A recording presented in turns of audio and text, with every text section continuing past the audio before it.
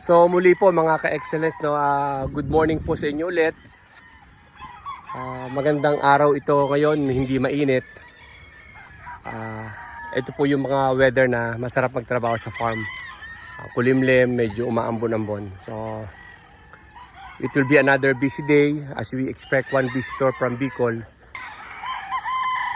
So while waiting for our visitor, mag-iikot-ikot lang po tayo dito sa farm. And pakita po namin sa inyo yung mga ibang manok dito. And dito na po kami nag-upload ng mga videos regarding the farm updates. Salamat po sa panonood and sa pag-subscribe dito sa channel namin. Dito na po kami mag-upload ng videos at muli po, thank you po for subscribing and watching. Medyo may katagalan na po since we uploaded our last video and we have received some messages na nag-request po ng somehow a farm update video. Papakita lang po namin sa inyo ang some of the local bands stag na na-produce namin for the season.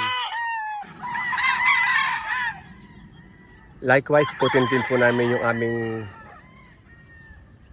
hardening fence and yung ibang part ng farm. So, ikot-ikot po tayo rito sa farm today, dito sa cording area. Pakita lang po namin sa inyo yung ibang mga sample ng mga manok na nakatali sa amin ngayon dito. Majority these are local bands. Most of them are, actually all of them are WPC banded.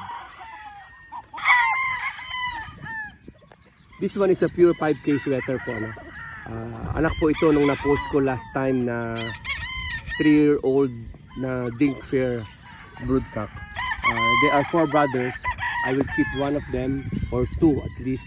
So I have selected 4 na maayos. So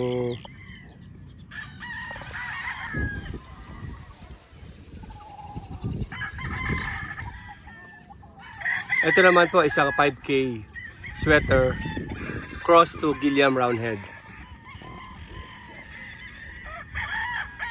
This is an half and half. Sweater yung tatay, Gilliam naman yung nanay. Medyo bata pa lang.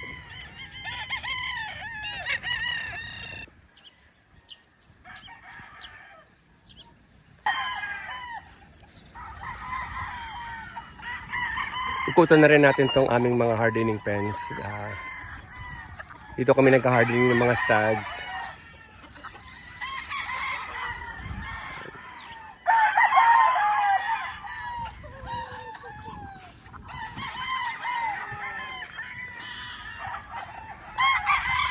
If you're, kung manonotice nyo po, no, we don't put hens kasama ng mga stag sa loob.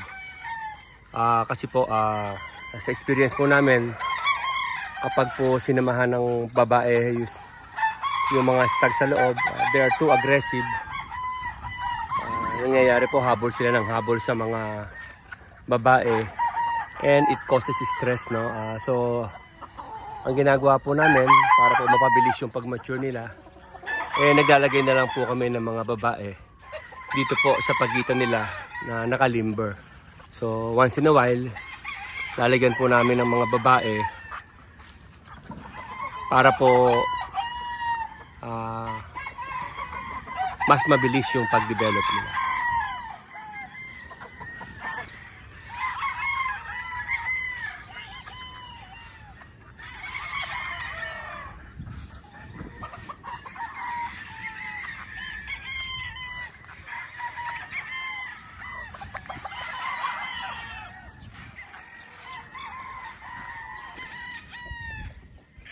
Ito po ay isang golden monkey sweater. Nakuha po namin yung bloodline kay Jean Batya.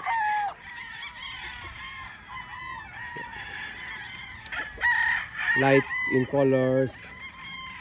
Always 98-97% they are P-combed. The rest 3% very rare lumalabas yung mga straight combs.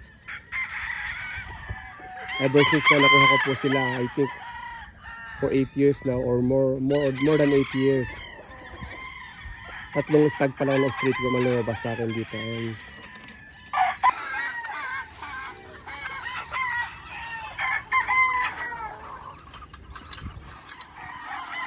ito naman po some of our cross pullets, no, that we are preparing sana, no, for this coming Kamsur Expo, no. Pero meron po kaming event sa Kamsur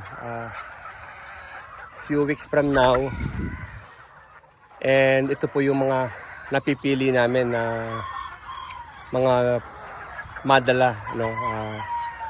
We have received messages requesting for some young pullets para daw po mas affordable para sa ating mga kaibigan na pupunta sa Kamsur Expo. Most of them are, meron dito mga yellow-legged hatch crosses, roundhead crosses, sweater Gilmore, sweater roundhead, sweater yellow-legged hatch, and yellow-legged hatch McLeans. So maraming pong salamat at for watching and also for subscribing.